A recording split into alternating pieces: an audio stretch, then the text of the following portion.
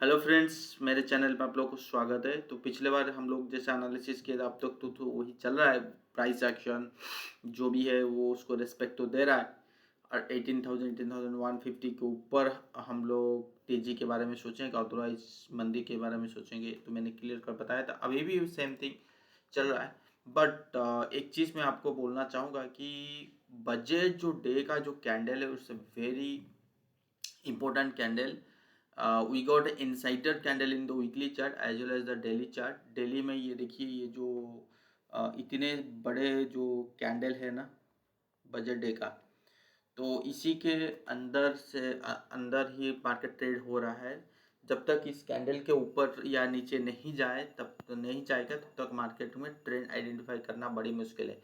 But generally जब भी इस टाइप की कैंडल मिलता है, अगर आपको वीकली में मिलता है, डेली में मिलता है, तो ट्रेंड के बेसिस पे बैठना बहुत सही रहता है। जैसे अभी का ट्रेंड जो है purely down trend, so which is showing lower high kind of pattern. So according to the trend wise, okay, so I think it should come down from this level, maybe from 877 yeah 911 17,900 yeah 18,000 level. It should come down towards 17,500 or 70,000 level. So at least one, मतलब एक बार तो आना चाहिए। Two times, दो तीन बार यहाँ से fall हो ना हो, forget about these things. Because point is कि some stocks pattern, okay. If you am talking about the SBI, Reliance, HDFC Bank, HDFC Infosys, TCS, ICICI Bank, और मतलब ये जितने भी लार्ज कैप स्टॉक है, तो वहाँ पे कहीं ना कहीं दिखा रहा है कि नीचे से एक बाइंग आ रही है, आनी चाहिए. Then will think a kind of fresh selling picture. But no doubt कि we got a bearish kind of structure in every sector, in every stocks, okay. So point is what to do at this point, at this time. At this point of time I'm just thinking कि this is not the right level to make position, to make long position, okay. अगर हम इस चीज़ को weekly में convert करते हैं, तो आपको देखने के लिए मिलेगा it's a purely insider candle. See, this is a purely insider candle. जब इनसाइडर कैंडल से बाहर होगा तभी देखेंगे कि कहाँ तक जाए. अगर इसके नीचे मार्केट चलता है 17,500 के नीचे, देन अगला जो सपोर्ट निकल के आता है या डिमांड जोन निकल के आता है, वो है 16,800 टू 17,000 लेवल, ये निकल के आता है. ठीक है. जैसे मैंने कहा, एक देखिए क्रूशियल एनालिसिस होती है कि we should not forget about the large cap stocks move. If you could not मतलब अगर निफ्टी की trend, if you can not find out the what the Nifty is trying to say through the chart pattern और through the trend wise, and so it's better to go at the large cap stock कि वहाँ पे move क्या चल रही है. So on the basis of large cap stock then you will get some kind of hint view कि yes ये view हो सकता है. So according to that perspective, so I am thinking कि yes we will see a kind of fall like this. यहाँ पे अगर मैं छोटे टाइम फ्रेम पे लेट से 1 आवर में चलता हूँ, it's a purely kind of which kind of pattern. So which is showing कि भाई एक लार्ज कैंडल, एक बजट डे का कैंडल में अगर आपको इस टाइप की पैटर्न मिलती है, so it's showing some kind of fear. मतलब यहाँ पे देखोगे इतने बड़े जो कैंडल के अगेंस्ट में इतनी छोटी छोटी छोटी छोटी जो कैंडल बनती है, तब जो बाइंग की जो फोर्स होता है, बाइंग की जो पावरफुल कि हाँ यहाँ से स्टार्ट करो चल रहे, तो वो कमजोरी कहीं ना कहीं आने पर लग रहा है कि हो सकता है कि on Monday will see kind of तेजी और पुल बैक. सो मतलब मैं यहाँ पे बिल्कुल भी देख नहीं रहा हूँ कि 17,950 या 18,000 मैक्स टू मैक्स यहाँ इस लेवल से हम लोग और ऊपर जाएंगे. So should be careful at this point, at this level for long position. So be careful. बहुत चांसेस है कि यहाँ पे एक सेल का सिग्नल हमें देखने के लिए मिलेगा, और वो सेल का सिग्नल हो सकता है कि मैक्सिमम चांसेस ये है कि 17,500 तक देखने के लिए मिल सकता है।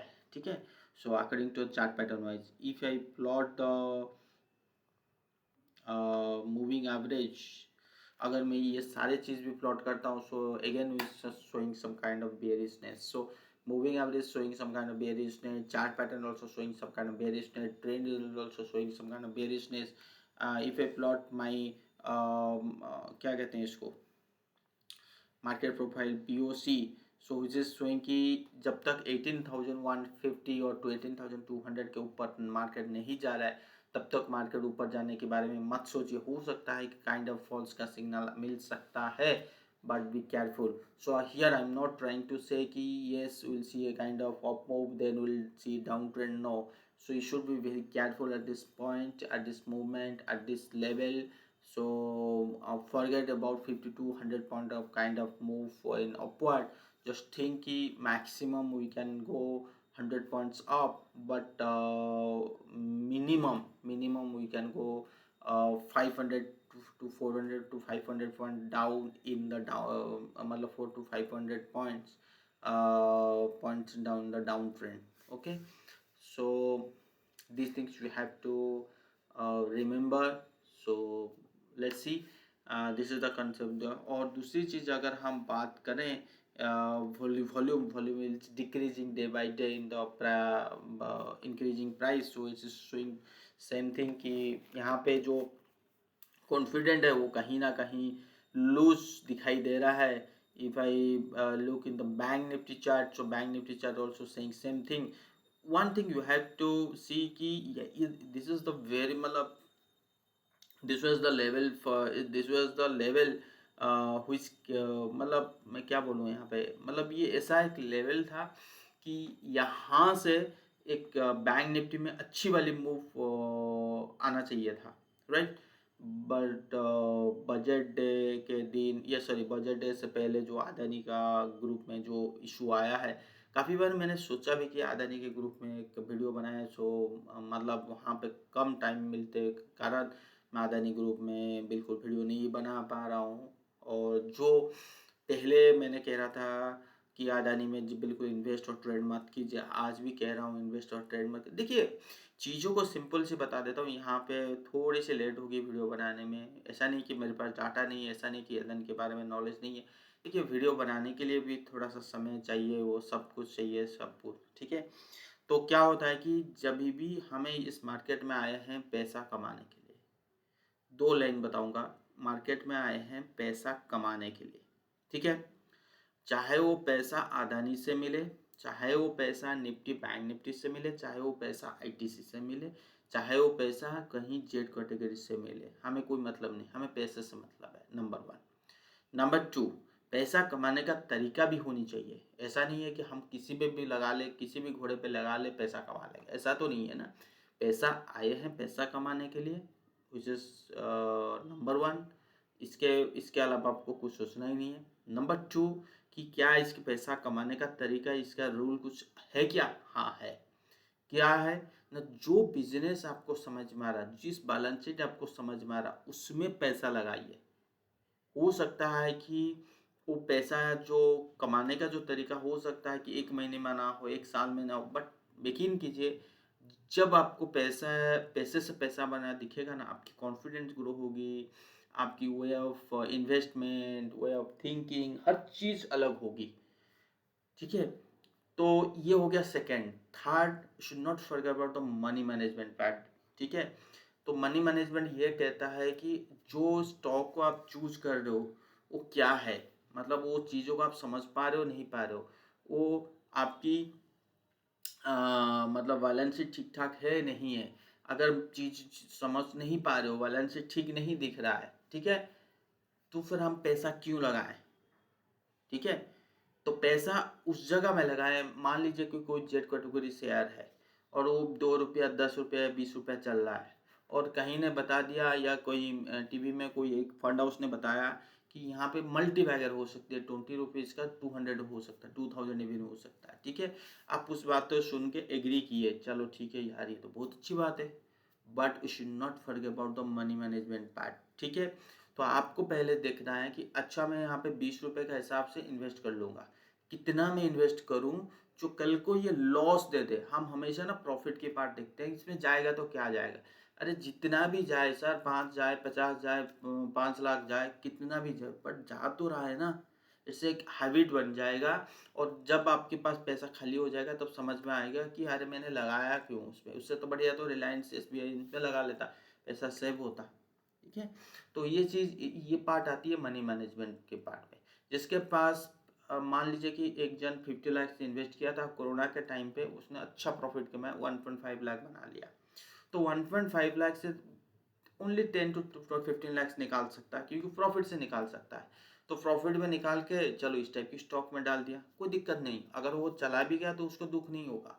आपके पास 50 लाख रुपए है, अब आप बोलोगे यार मैं तो मल्टीबैगर सुन रहा हूँ, वो जो कह रहा है वो तो अच्छी बात है, बट ठीक है यार बैलेंस शीट चेंज होगा, ये सब चेंज हो जाएंगे आने वाले टाइम पे। नहीं, अगर आपने 10 लाख भी लगा लिया ना, 10% उसमें लगा लिया ना पर्टिकुलर स्टॉक में, तो आपने 10 लाख रुपया, सॉरी 20% लगा लोगे ना 50 लाख का, 10 लाख रुपए लगा दिए इसी सोच में, इस पे जाएगा तो उससे तो क्या जाएगा सर जी, 20 रुपए का शेयर अगर 10 रुपए आ गया ना, तो 10 लाख का जो आपने स्टॉक है ना वो आ जाएगा 5 लाख में। ठीक है, इस चीज को, तो तभी मैंने कहा ये मनी मैनेजमेंट पार्ट को भूलना नहीं है। फोर्थ, उन्हीं स्टॉक में हमें लगाना चाहिए जिनकी बैलेंस शीट परफेक्ट हो।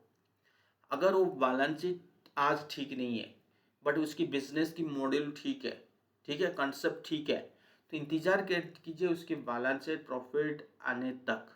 ऐसा नहीं है कि एक क्वार्टर दिख गया तो आप जंप कर लो बाई करना, नहीं। कोई स्टॉक 5 साल खराब कर रहा है, 5 साल प्रॉफिट ही नहीं आ रहा है, अगर एक क्वार्टर आ जाए ना तो मत छुओ उसको बाई करने के लिए, उसको कम से कम 2 साल तक इंतजार करो। तो आप बोलोगे यार 2 साल में तो कहाँ से कहाँ पहुँच जाएगा, जाने दो। यहाँ पे मैंने तभी कहा यहाँ पे आया पैसा कमाने के लिए। अगर चला गया, दूसरा भी स्टॉक है, दूसरा भी कॉम्पिटिटर है जो अच्छे दाम पे मिल रहे हैं, जो बढ़िया दाम पे मिले, तो उनको क्यों ना देखें। अदानी को क्यों देखें, डीवीएस लैब को क्यों ना देखें, नवीन फ्लोरिन को क्यों ना देखें, विनती ऑर्गेनिक को क्यों ना देखें। ठीक है, तो एशियन पेंट इतनी जबरदस्त गिरा हुआ है, उनको क्यों ना देखें। क्या होगा, Asian paint Divis lab buy करोगे तो नीचे नहीं जाएगा क्या, जाएगा सर, 100% जाएगा। नीचे क्यों नहीं जाएगा, नीचे इस लेवल से और नीचे जाएगा, बट वहाँ पे सियोरिटी है कि आपको पैसा मिलेगा। पीछे सियोरिटी क्या है कि आप उठा के देख सकते हो, देखो सर ये बैलेंस शीट है और ये 10 साल का फिगर दिखा रहा है कि प्रॉफिट प्रॉफिट प्रॉफिट। ठीक है, तो ये चीज़ इसी बेस के, और उसकी जो प्रोडक्ट है वो मार्केट में लीडर है, और मुझे सस्ते भाव में मिल रहा है, और क्या मेरा कोई मुझे चाहिए, और क्या प्रोबेबिलिटी आप चाहते हो दिखाना। तो इसी प्रोबेबिलिटी के वजह से आप पैसा कमाओगे। अगर उसी जगह आप अदानी को लेके आ जाओगे, देखो सर अदानी पोर्ट तो कभी डिलीट नहीं हो, without port, without airport, without infrastructure India can not grow avoid. ठीक है, बात सही है, क्या उसकी बैलेंस शीट ठीक ठाक है, नहीं सर गड़बड़ी लग रहा है। तो हम क्यों जाएं अदानी में इन्वेस्ट करने के लिए। ठीक है, 1-2 साल दीजिए दीजिए ना उसको, क्या 2 साल में वो ताला लगाएगा क्या, नहीं ना। तो चीज़ों को, कंपनी एक पहले से खराब है, कंपनी के प्रॉफिट, और जो सबसे बड़ी चीज़ जो है कि आपको इन्वेस्ट करना है, कहाँ पे करनी है, ये लास्ट पॉइंट पे आता है कि इन्वेस्ट करना है तो कहाँ पे करनी है। देखिए मैं वीडियो नहीं बना पाया, इसलिए मैंने कहा इस वीडियो पे बोल देता हूँ, 10 मिनट 5 मिनट जो भी टाइम लगे। इन्वेस्ट करना है एक लेवल के पास इन्वेस्ट करना है, ऐसा नहीं है कि हर कभी भी सुबह उठे भाई अच्छा लगा कोई फंड हाउस बोल दिया बाई कर लो, नहीं। एक लेवल होना चाहिए भाई, इसी लेवल पे सस्ते भाव पे मिल रहा है तो इसको लेके रख लो। महंगे भाव में बाई करेंगे तो 5 सालों के बाद भाव आएगा। ठीक है, तो इसका ये मतलब है अगर कोई स्टॉक प्रॉफिट कमा रहा है, प्रॉफिट की वजह से ही बढ़ता है स्टॉक की प्राइस। अगर स्टॉक की प्राइस जरूरत से ज़्यादा बढ़ गया तो उसको लगा कि भाई मैंने प्रॉफिट तो बहुत कम कमा रहा हूँ, मेरा स्टॉक की प्राइस तो बहुत ज़्यादा है, आज नहीं तो कल नहीं तो परसों आएगा ही आएगा अपने लेवल पे। मान लो कि उसकी बेस प्राइस जो है वो 20 रुपये 30 रुपये था, मार्केट उसको 30 से 50 रुपीज़ लेके गया, और कहीं ना कहीं मैनिपुलेशन के वजह से, ठीक है, 50 से हम लोग 100 लेके गए, और उसकी जो फंडामेंटल जो वैल्यू है वो 20 से मान के चलिए कि 20 से आ गया 40 तक, बट चल तो रहा है ना 100, तो 40 का तो इंतजार करो एटलीस्ट। बात समझ में आ रहा है? तो वही चीज है कि आपको ये नहीं देखना कि अच्छी स्टॉक है बाई कर लो, forget, no no no no. Valuation भी देखनी बहुत जरूरी है। वैल्यूएशन के लिए ऐसा नहीं आप बोलोगे कैसे देखना, उसके लिए कोर्स है, ये सारे चीज है, उसको करना पड़ेगा, नहीं तो वो चीज है, ठीक है। नहीं तो उससे बढ़िया चीज है फंडामेंटल का एक स्किनर जैसे है, बहुत सारे चीज है, तो उन लोग बता देते हैं कि इसकी फंडामेंटल क्या, उसकी फंडामेंटल क्या, उसी फंडामेंटल के बेसिस पे क्या करना क्या नहीं, तो उस बेसिस पे भी आप कर सकते हो। तो उसमें आपको ज़्यादा टाइम इन्वेस्ट नहीं करना पड़ेगा फंडामेंटल में, ठीक है। लास्ट में आप बोलोगे क्या अडानी पोर्ट तो बढ़िया है, अंबुजा तो बढ़िया है, तो उनको क्यों ना ले। एक चीज याद रखो, एक ग्रुप है, वो एक ग्रुप है, ठीक है। अगर उनको लगा कि मेरा मेरा अदानी पावर डूब रहा है, उनको लगा कि अदानी ट्रांसमिशन मेरा डूब रहा है, या दूसरा कोई कंपनी उसकी डूब रहा है, तो जो स्ट्रॉन्ग कंपनी है ना, वो बचाने के लिए आगे आएगा, वो बाई बैक करेंगे उस कंपनी का, भाई ये कंपनी का मैं शेयर बाई बैक कर लिया, ये कर लिया, वो कर लिया। तो क्या होगा, जबरदस्ती आपको करना पड़ेगा। तो ये इनडायरेक्ट, ये जो कोरिलेशन है ना, ये इनडायरेक्ट है। चाहे कितना भी आप सही हो, धीरे धीरे धीरे धीरे अंदर से खोखला होते जाओगे, ठीक है। तो इससे बढ़िया जो सोल्यूशन है, तो ये चीज हमेशा ध्यान में रखिए, ठीक है। तो इससे सोल्यूशन क्या है कि पहले अदानी की शेयर इतनी जबरदस्त गिर गई, कोई चिंता मत करो, पहले ये देखो, इसको समय दो कि आने वाले 2-3 क्वार्टर में इसके प्रॉफिट क्या हो रही है, प्रॉफिट के वजह से क्या उस भाव के बेसिस पे क्या शेयर ट्रेड हो रहा है। अगर वो नहीं हो रहा है और हाइयर प्राइस में हो रहा है तो फिर छोड़ दो, नंबर 1। अगर अदानी को अपनी कंपनी को बचाना है, जो ये इतने स्पीड से, इतने 100 नहीं 200 नहीं, कितने स्पीड से चल रहे हैं, एक्विजिशन कर रहे हैं, कभी एसीसी को कर लिया, कभी अंबुजा में सीमेंट को कर लिया, एनडीटीवी को कर लिया, इतनी स्पीड से जो आगे बढ़ रहे हैं ना, मेरा कहना है कि आप उस स्पीड को अभी के लिए कम कर दो। स्पीड हमेशा चलाना सही नहीं है। अगर मैं गाड़ी को हमेशा स्पीड में चलाऊँ ना कभी एक्सीडेंट होगा, और ऐसे ठोकर खाऊंगा, ऐसे गिरूंगा, कभी उठ नहीं पाऊंगा। तो आपका पहला फर्ज होता है कि भाई जहाँ पे लॉस है, ठीक है, एक्विजिशन लॉस में हो या हो, उसको सेल कर दो कंपनी को, कोई दिक्कत नहीं। जो भी आपको इम्प्रेशन, बैड इम्प्रेशन आएगा, वो शॉर्ट टर्म या मिड टर्म के लिए हुआ, लॉन्गर टर्म के लिए नहीं होगा। जैसे एग्जांपल मैं बताता हूँ, मेरे अकाउंट पे बहुत सारे 10 स्टॉक है, 10 स्टॉक से मेरा ऐसे 5 स्टॉक है, ऐसे 5 स्टॉक है जो एकदम से एकदम खराब बाई करके रखा है, और कुछ स्टॉक, कुछ अमाउंट मेरे पास पड़ा हुआ है, कुछ पैसा मेरे पास पड़ा हुआ है, जो मैं नीचे के लेवल पे बाई करूँ, नीचे के लेवल पे बाई करूंगा। तो कहने का मतलब है, तो आपको क्या करना है, पहला चीज कि जो लॉस है, जो आपको लॉस में दिख रहा है कि भाई इसको तो बचा नहीं पाएंगे, पहले उसको काट लो। जिसको हैंडल नहीं कर सकते हो तो पहले तो उसको लॉस में काट लो। तो जो भी लॉस में आप लेने के बाद जितना पैसा बचेगा, या उससे पहले आप कम से कम उतने पैसे में अच्छी स्टॉक क्वालिटी खरीदोगे ना, तो लॉस भी रिकवर हो जाएगी। और अगर आप में इस पीरियड, इस समय जो है भगवान के भरोसे में छोड़ दिया, तो ये स्लो पॉइजन है, ठीक है। तो मेरा कहना है, जो भी आपकी डेब्ट है, जो भी एक्विजिशन का चल रहा है, उसको ख़त्म करो पहले, उसके बाद अपनी प्रॉफिट दिखाओ, प्रॉफिट दिखा के हर चीज़ नीट एंड क्लीन करो पहले। ये जो मर्सियस के वहाँ से पैसा आता था, ये सब मत क्या करो, नीट एंड क्लीन करो। लोगों देखे भाई आपकी क्रिमिनल रिपोर्ट नहीं है, आप जो कह रहे हो वही हो रहा है, तो ऑटोमेटिक प्रोमोटर क्या है, इन्वेस्टर क्या, हर जन आपके आगे आएगा और हर जन आप में इन्वेस्ट करेगा। बट अदानी ने क्या किया कि 75% तो उसकी प्रमोटर्स का है। भाई मार्केट में वोलेटिलिटी, मार्केट में तो पैसा, स्टॉक होगा, शेयर्स होगा, तभी तो उसमें वैल्यू ऊपर नीचे कराएंगे। बट उन्होंने क्या किया ना, मार्केट में 75% प्रमोटर है, बच्चा 25% से मान लो कि 10-15% तो वैसे ही दूसरे तरह तरह के जरिया में वो अपने स्टॉक को इन्वेस्ट कर लिए। तो इससे फ़ायदा इनको क्या हुआ? जनरली स्टॉक मार्केट में इन्वेस्ट क्यों करते हैं? जनरली ये इसलिए करते हैं कि मार्केट में पैसा उठाएँ, अपनी कंपनी में इन्वेस्ट करें और उसको ग्रोथ कराएँ और जो मेरा शेयर होल्डर है उनको भी कुछ प्रॉफ़िट दें, हम कुछ प्रॉफ़िट रखें। जनरली यही होता है, दूसरा कारण तो नहीं है ना।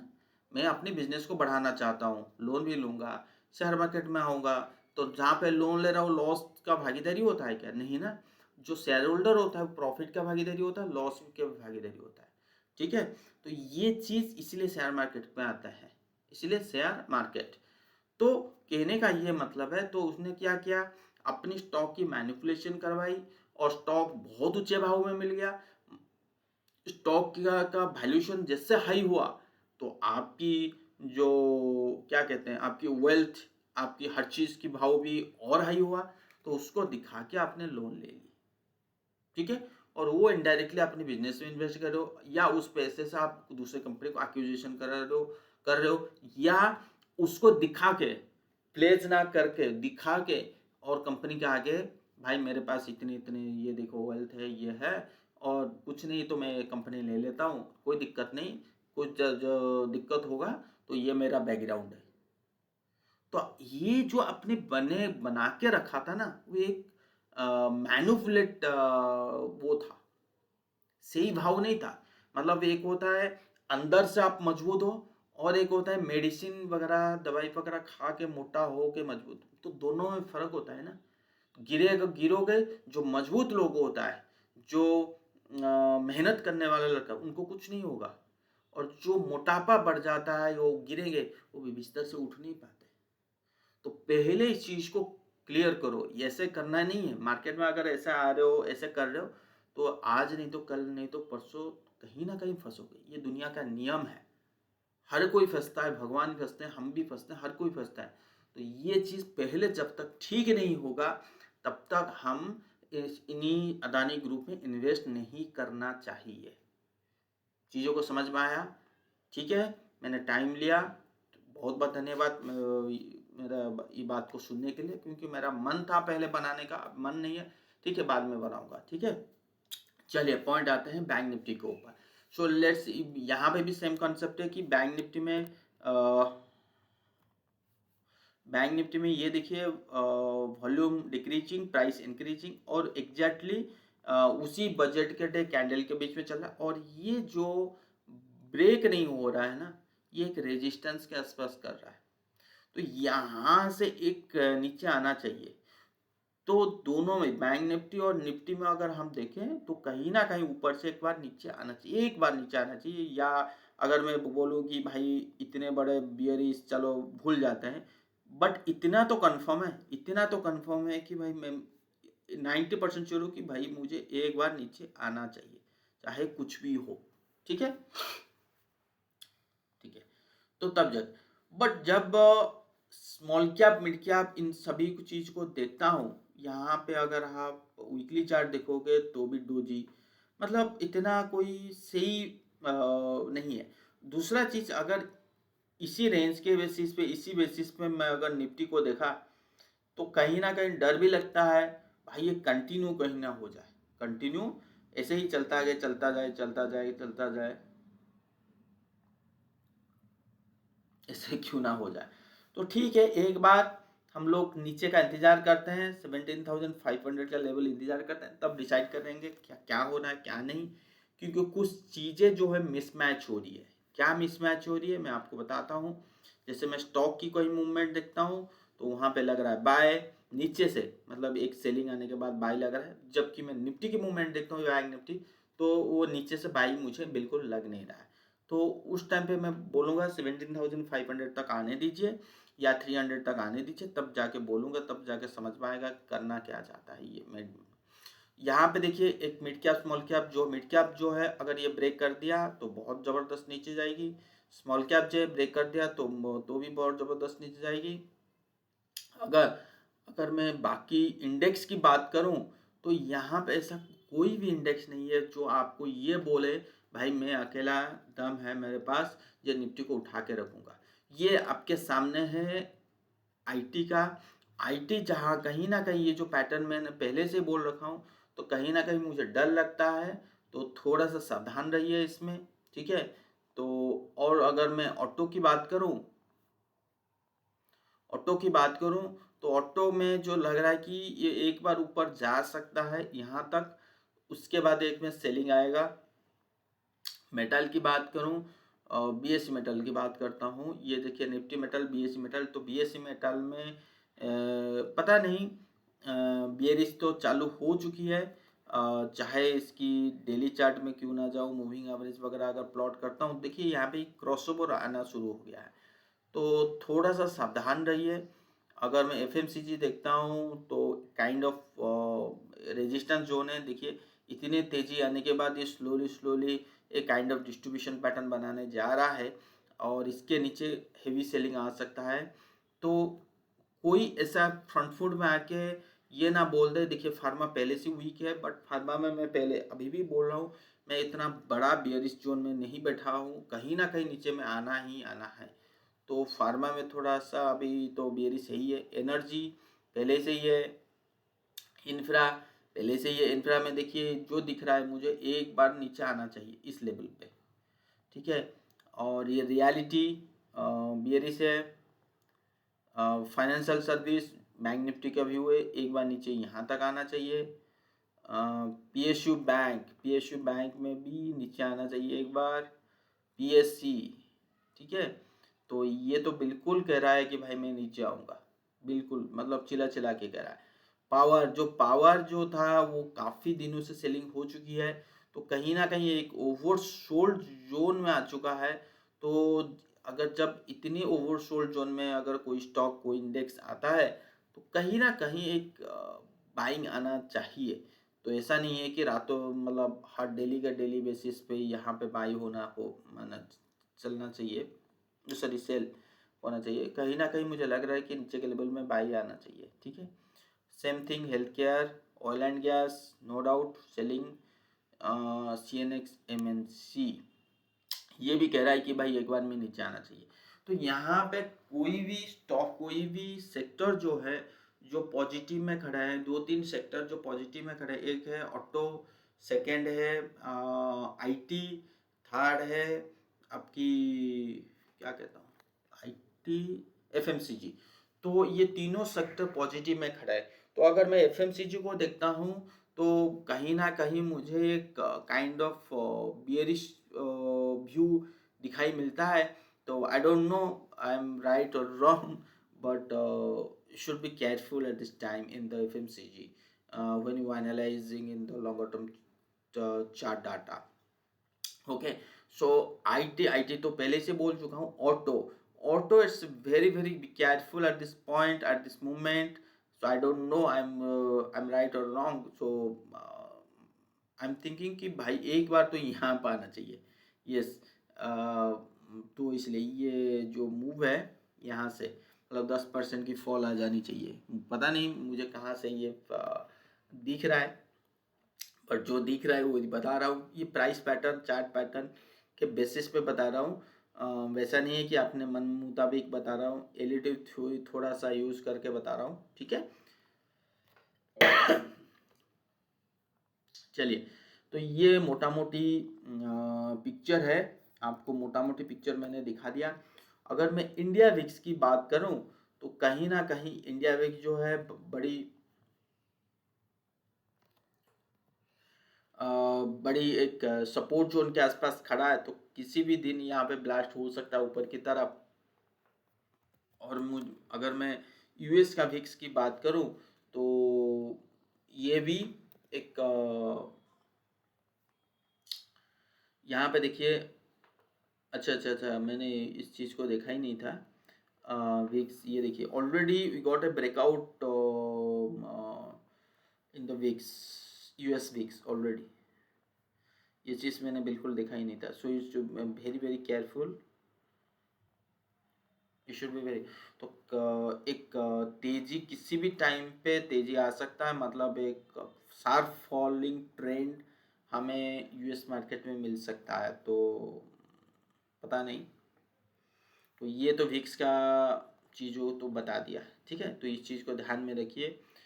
और क्या मैं बोलूँ, देखिए मोटा मोटी तो ये तो बता दिया और जो अगर मैं यूएस मार्केट के बारे में अगर अब मैं बताऊं, तो यूएस मार्केट जो मुझे अच्छा तो दिख नहीं रहा था, पहले से ही है, आज नया नहीं है। यहाँ से गिरेगा तो पूरा गिर जाएगा, ठीक है। वो चीज़ है। एसपीएक्स जो है वो कहीं ना कहीं एक टायर्डनेस जोन में आ चुकी है।